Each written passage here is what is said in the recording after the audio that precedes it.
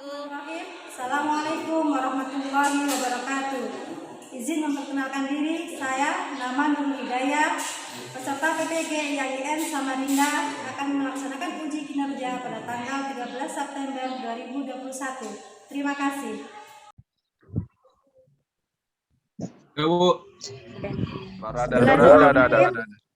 Assalamualaikum warahmatullahi wabarakatuh. Waalaikumsalam warahmatullahi wabarakatuh. Oke anak-anak ya, untuk teman-temannya yang belum masuk ke dalam Zoom bisa disampaikan melalui WA group ya untuk segera gabung join di Zoom. Peraturan kita nanti selama pembelajaran ya, ketika nanti belum ada kesempatan kita untuk diskusi atau menyampaikan materi, mohon di mute dulu ya. Oke, nanti yang membuka adalah siapa yang berbicara baru dibuka mikrofonnya seperti itu ya. Apakah suara Ibu terdengar jelas? Jelas. Oke ya. Kalian juga aman ya signalnya ya? Aman Bu, aman alhamdulillah. Oke. Bismillahirrahmanirrahim. Alhamdulillahirabbil alamin. Assalatu wassalamu ala asrofil anbiya wal mursalin wa ala alihi wa ashabi ajmain. Amma ba'du. Apa kabar semuanya hari ini? Baik Bu. Baik ya. Alhamdulillah. Baik Bu. Jangan lupa ketika Allah memberikan nikmat ya, nikmat kesehatan kepada kita, kita selalu bersyukur ya. Kalian bisa berada di sini untuk mengikuti pembelajaran dengan keadaan yang sehat walafiat.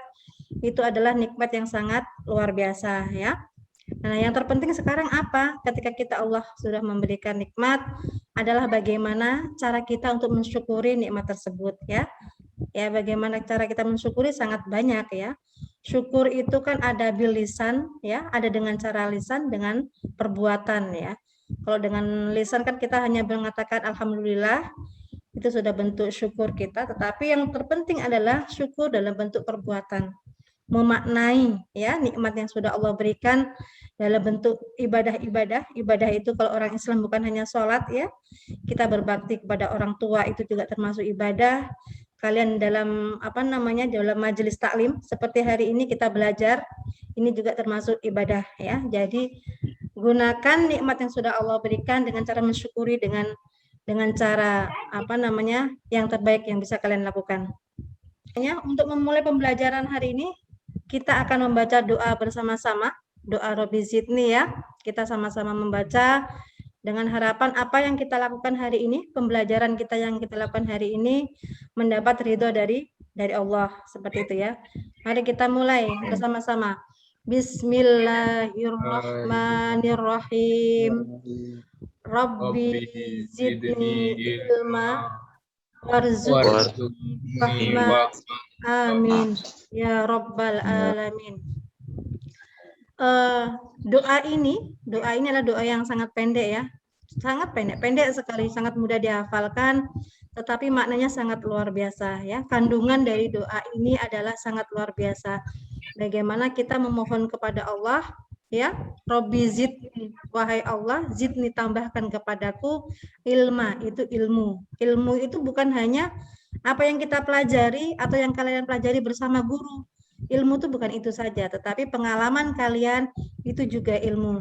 Apa yang terjadi terhadap kalian itu juga ilmu ya. Warzuqni fahma, warzuqni, dan rezekikan ya, dan rezekikan kepadaku fahma, kefahaman.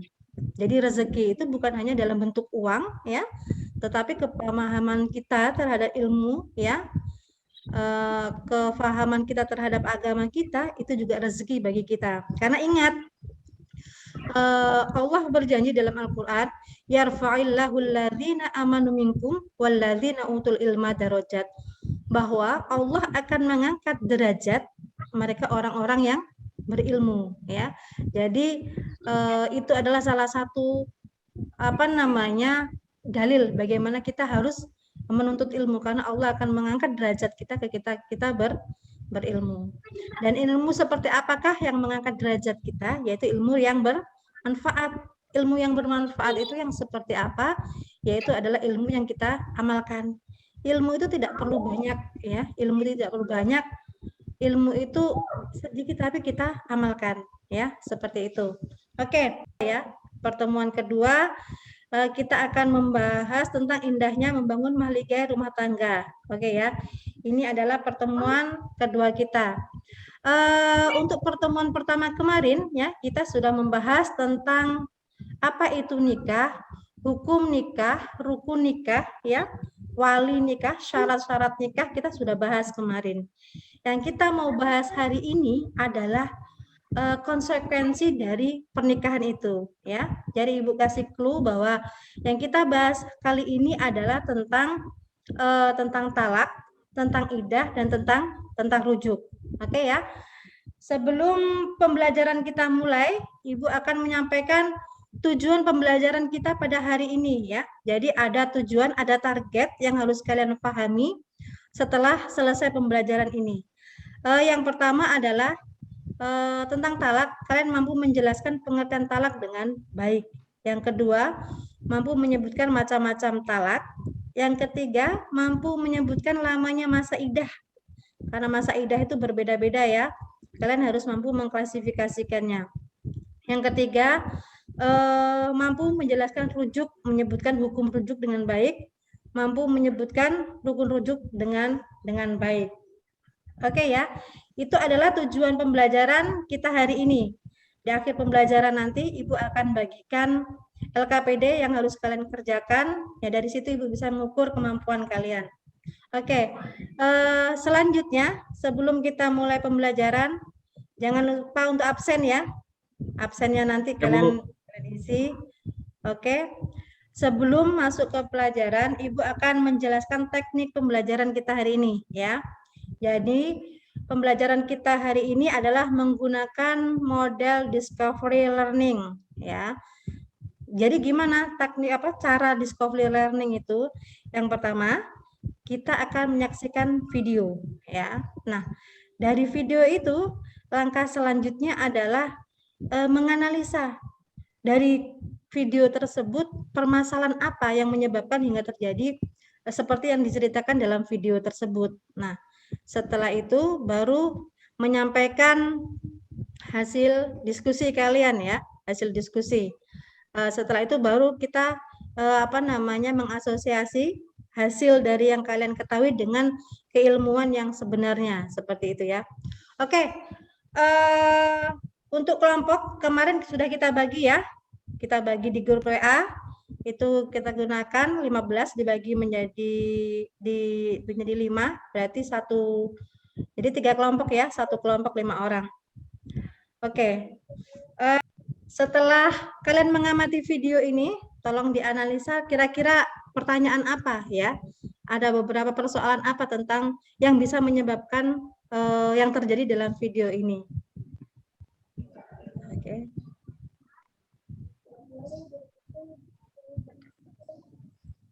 Suaranya ada enggak?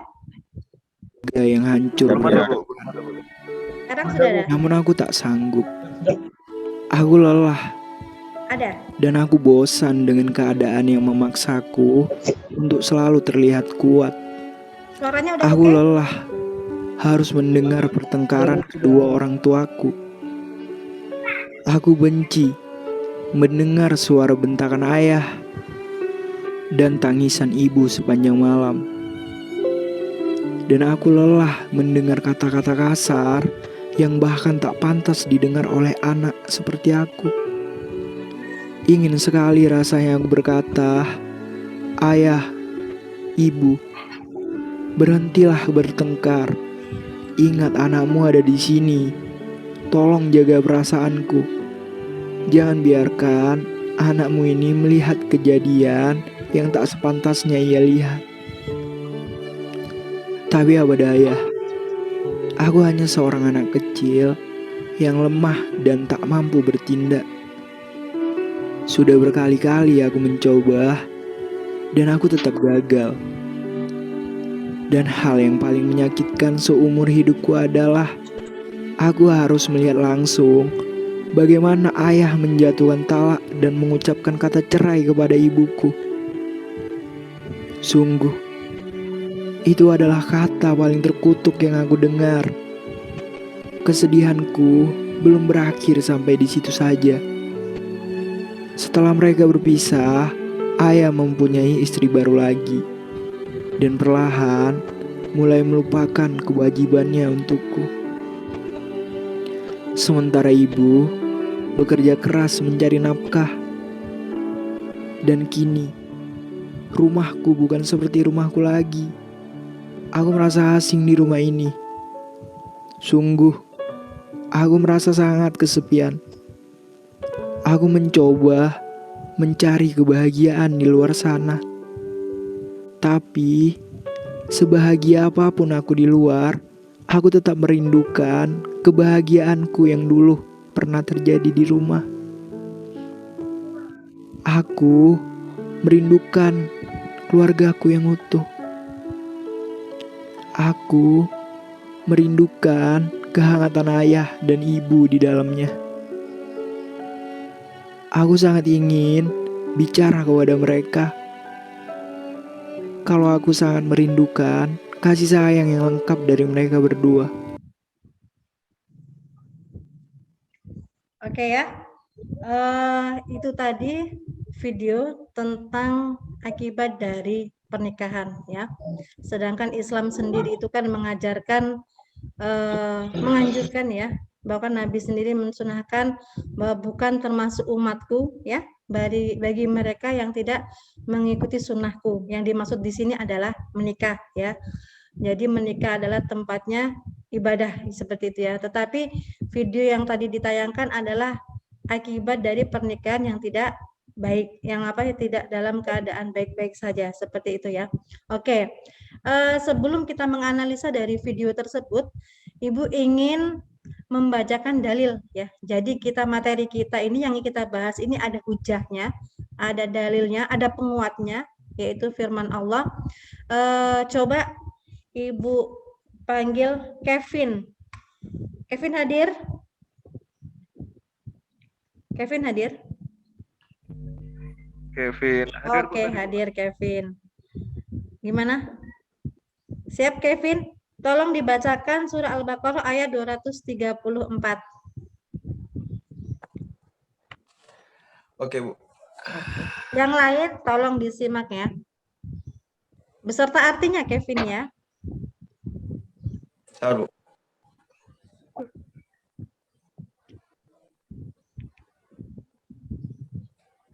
Bentar, Bu. Oke, siap. Dengar dulu. Oke. Kalau gitu, Yasin ada? Yasin hadir ya. Oke. Sementara Kevin masih mencari, Yasin tolong dibaca surah Al-Baqarah ayat 228. Ini adalah dalil yang berkaitan dengan materi yang akan kita bahas. Oke, Yasin, silakan. Kevin Bismillahirrahmanirrahim. Wal mutalaqatu yatarabbasna bi anfusihinna salasata qurun. Oke. Kesimpulannya tadi ayat yang dibaca oleh Yasin tadi berkaitan dengan apa? Dengan masa Kita. masa iddah. Oke ya. Ya, Bu. Terima kasih Yasin udah dibacakan surah Al-Baqarah ayat 228. Yang Ibu mau titik beratkan adalah kalian ini kan liburnya banyak ya. Sekolah tapi libur ya hitungannya ya. Jadi yang bacanya, yang jarang sekali baca Al-Quran, ayo semangat mulai lagi, ditumbuhkan dalam hati, ya belajar mengaji, ya bukan Yasin saja, semuanya Rahmat, ya Ilhamsah, Rafli, semuanya kita harus belajar mengaji. Karena apa? Kalian ini adalah calon-calon imam loh ya, calon imam ini kadang kita tuh salah beranggapan. Contoh ya, seorang orang tua ingin anaknya jadi anak soleh, anak solehah, tetapi lupa untuk orang tuanya memantaskan diri untuk mempunyai anak-anak yang soleh dan solehah. Paham maksud Ibu? Ya, paham, Bu. Paham ya. Nah, berarti ketika kita ingin mempunyai generasi penerus yang soleh solehah, berarti kita harus memantaskan diri juga menjadi ayah yang siap menjadi ayahnya anak-anak yang soleh dan soleha. Nah, berarti kan kadar keilmuan, kadar keimanan kalian harus dipersiapkan dari sekarang seperti itu ya. Karena 10 tahun, 15 tahun yang akan datang kalian itu seperti apa akan dimulai dari sekarang ya. Kalau sekarang kualitasnya kurang oke, nanti pun juga kualitasnya juga tidak jauh beda dari yang ada sekarang seperti itu. Oke, Kevin, Ya, Bu. sudah siap? Siap, Bu. Oh, mantap. Oke, lanjut Kevin. Surat Al-Baqarah ayat 234, Kevin ya. Kevin, jujur nih, Ya, Bu. ngajinya kalau pas Ramadan aja atau pas apa? Atau tiap hari?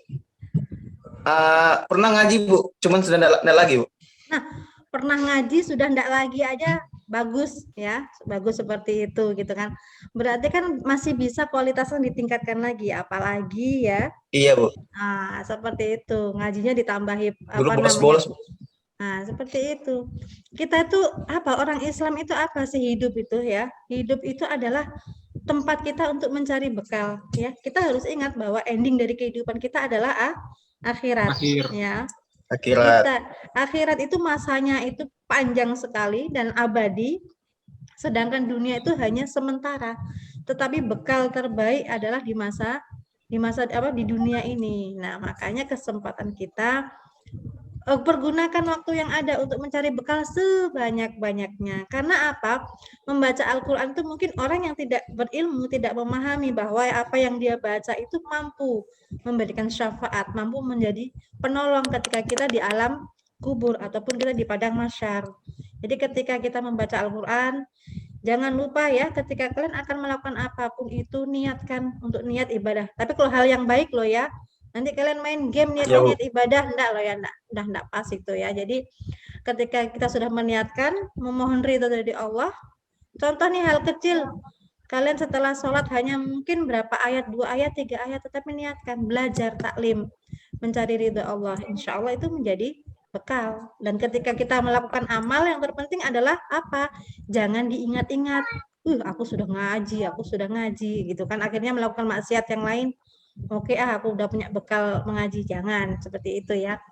Oke, kita masuk ke ke tahap selanjutnya ya. Itu tadi adalah Al-Baqarah ayat 234 dan Al-Baqarah ayat 228 adalah dalil ya. Dalil itu hujah itu penguat, dasar ya, dasar dari materi yang akan kita bahas kali ini. Oke, menyimak dari video yang tadi udah Ibu share ya.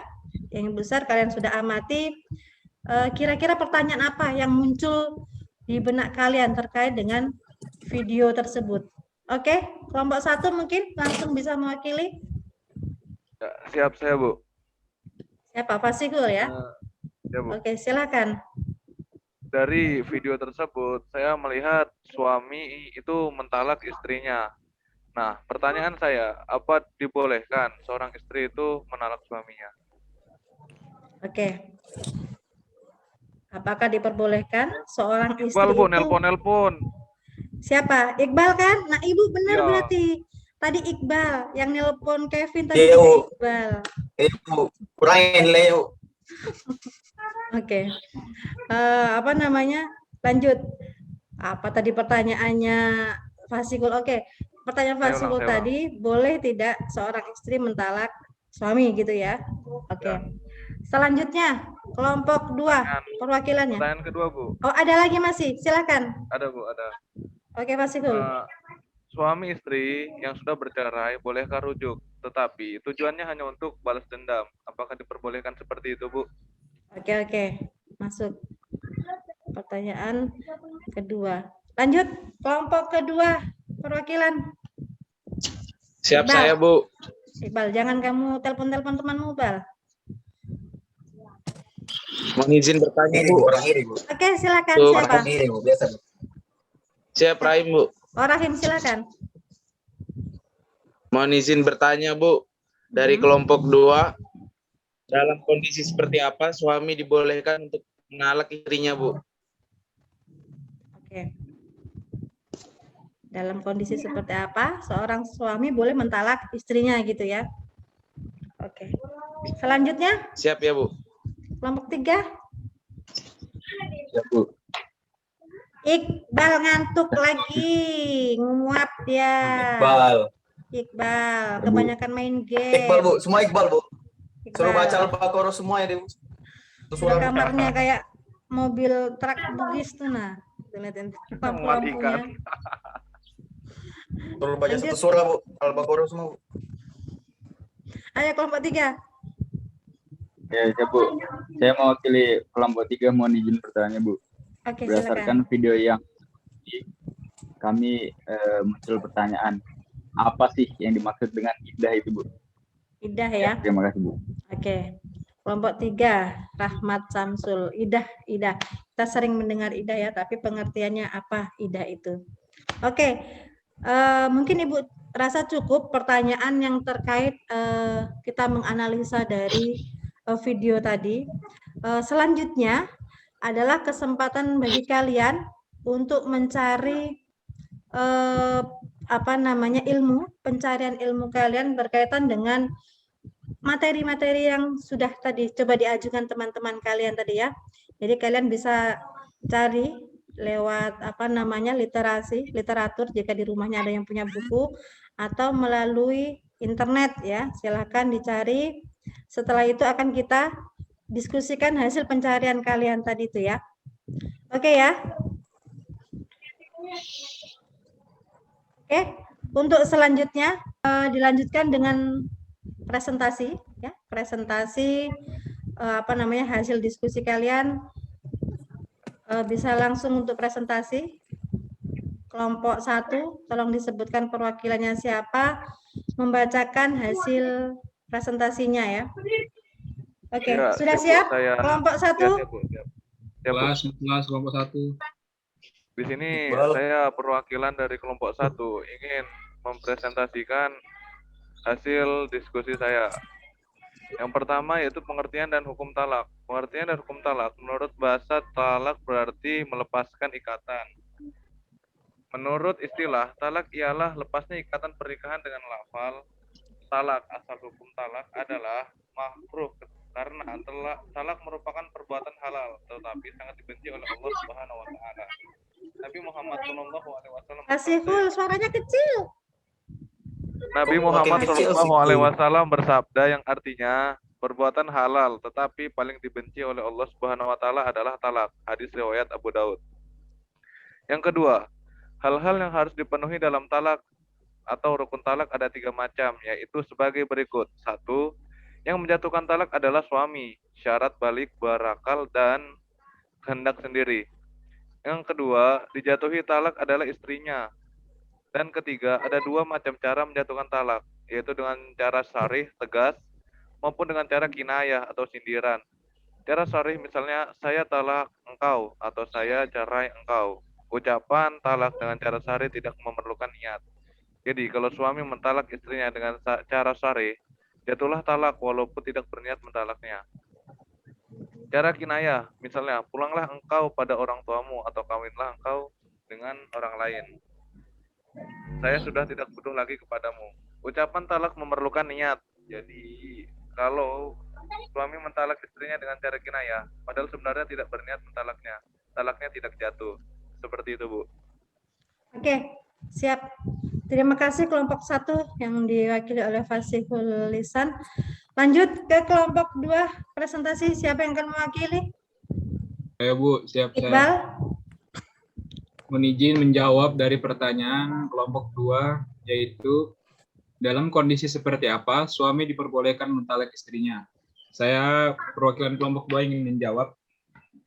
Jadi macam-macam talak itu dibagi menjadi 2 macam, yaitu talak raj'i dan talak bain. Yang pertama adalah talak raj'i. Pengertian dari talak raj'i yaitu talak ketika suami boleh rujuk tanpa harus dengan akad nikah lagi. Talak raj'i ini dijatuhkan suami kepada istrinya untuk pertama kalinya atau kedua kalinya, dan suami boleh rujuk kepada istri yang telah ditalaknya selama masih dalam masa iddah. Sekarang kita sama-sama, ayo kita cuma bahas pertanyaan pertama tadi ya. Yang perlu kita bahas adalah, boleh tidak seorang istri itu mentalak suaminya? Kira-kira boleh enggak menurut sepemahaman kalian? Kira-kira? Tidak boleh, Bu. Tidak boleh, Bu. Tidak boleh ya? Tidak boleh. Yang lain sepakat ya, tidak boleh ya? Tidak boleh. Oke, karena yang berhak mentalak itu adalah suami. Tetapi seorang istri boleh mengajukan talak, ya.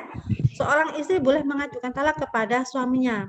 Dan sebab-sebab yang memperbolehkan istrinya mengajukan talak kepada suami itu apa? Meminta talak itu apa? Karena satu, ya, ketika suami tidak bertanggung jawab, tidak menafkahi istrinya, ya, tidak menafkahi istrinya selama 3 bulan berturut-turut, baik itu nafkah lahir maupun nafkah batin, seorang istri boleh mengajukan talak.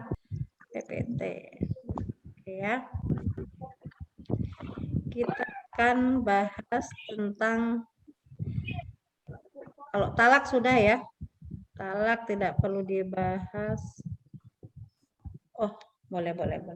Nah, ini kita akan membahas tentang macam-macam talak ya, talak. Jadi kalian, karena ini adalah kalian laki-laki ya, ini adalah berkaitan dengan kalian, maka kalian harus pahami ilmunya ya. Jangan sampai nanti ketika kalian berumah tangga terjadi salah kaprah karena ketidaktahuan ilmu. Seperti itu ya. Jadi mohon difahami, tidak perlu dihafal tapi kalian pahami bahwa di sini talak itu ada 2 ya. Talak itu ada 2, yaitu talak roj'i dan talak bain. Talak roj'i itu berarti talak yang bisa rujuk ya, bisa kembali. Yaitu suami boleh rujuk tanpa harus dengan akad nikah lagi. Nah, itu adalah talak roj'i. Contohnya seperti ini. Ketika udah kelahi dalam rumah tangga terjadi percekcokan, lantas terjadi perkelahian, akhirnya suami apa? Mentalak istrinya. Talak 1 ya. Mentalak istrinya. Aku cerai kamu, itu talak 1. 1 kali lafal talak itu termasuk satu menjatuhkan talak 1, seperti itu ya. Nah, ketika talak itu diucapkan suami, itu boleh ketika diseriusin, istri sudah ada masa idah ya. Dia ada masa idah, masa menunggu, dia ditalak oleh suaminya, seperti itu ya. Nah, sebelum masa idah itu habis, suami sudah bisa rujuk kembali. Seandainya nih baru seminggu mengatakan talak, akhirnya pisah rumah, ya kan? Pisah rumah, tidak bertemu, tetapi ketika malam dia berpikir, oh iya, aku yang salah, aku yang harus memperbaiki rumah tangga ini. Akhirnya dia menawarkan rujuk kepada istrinya. Bagaimana dek kalau kita rujuk, kita kembali. Nah, seperti itu boleh, ya, boleh karena masih talak 1, masih pemakluman. Dan ingat loh ya, talak itu adalah perbuatan halal tetapi sangat dibenci Allah, seperti itu ya. Karena termasuk semacam mempermainkan rumah tangga.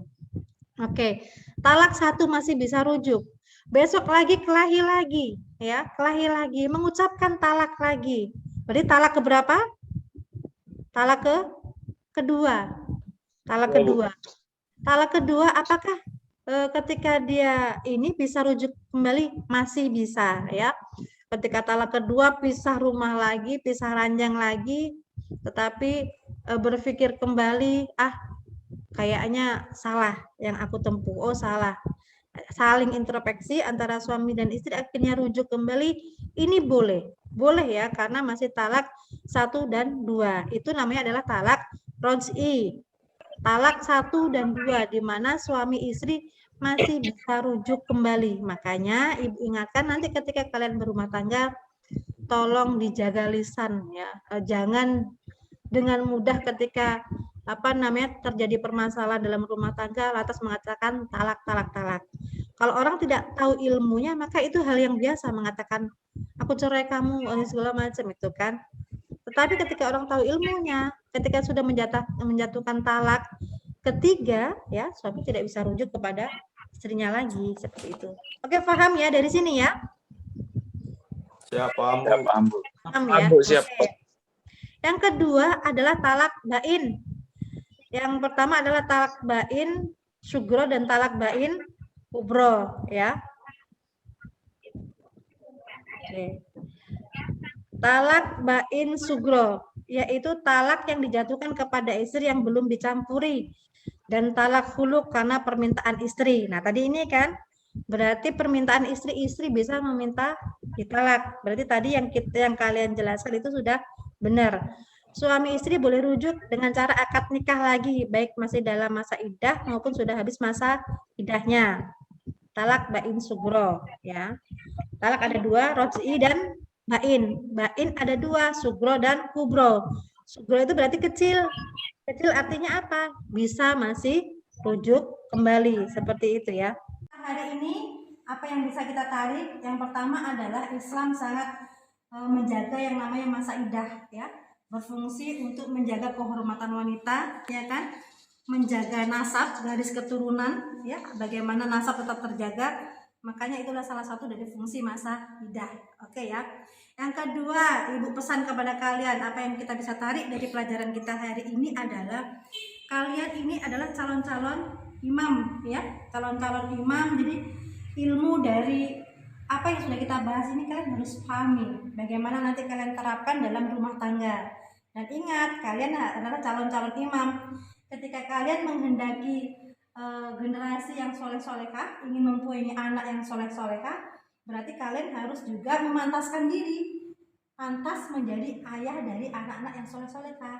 Yang artinya dari sekarang kalian harus menambah keilmuan, keimanan, dan ilmu kalian tentang agama. Oke ya, itu adalah kesimpulan kita hari ini. Selanjutnya, untuk mengukur pembelajaran kita hari ini, proses yang sudah kita lalui untuk mengetahui pengetahuan kalian, Ibu akan ukur melalui LKPD yang nanti Ibu share ya melalui Google Form, Ibu share di WA group. Tolong dikerjakan. Setelah itu Ibu baru mengetahui bagaimana pemahaman kalian hasil belajar kita hari ini. Oke ya, Ibu rasa cukup. Bersiap kita untuk pertemuan minggu depan dengan materi pembelajaran yang lain ya. Tetap jaga kesehatan. Jangan lupa ibadahnya, orang tua di rumah tolong diperhatikan, tetap hormati orang tua, sebisa mungkin membantu orang tua ya. Itu pesan-pesan Ibu. Terus langsung terputus lagi. Jangan putus-putus untuk melakukan hal baik. Oke ya. Mungkin itu saja pembelajaran kita hari ini. Sampai ketemu kembali minggu depan. Akhirul kalam. Wassalamualaikum warahmatullahi wabarakatuh. Terima kasih anak-anak.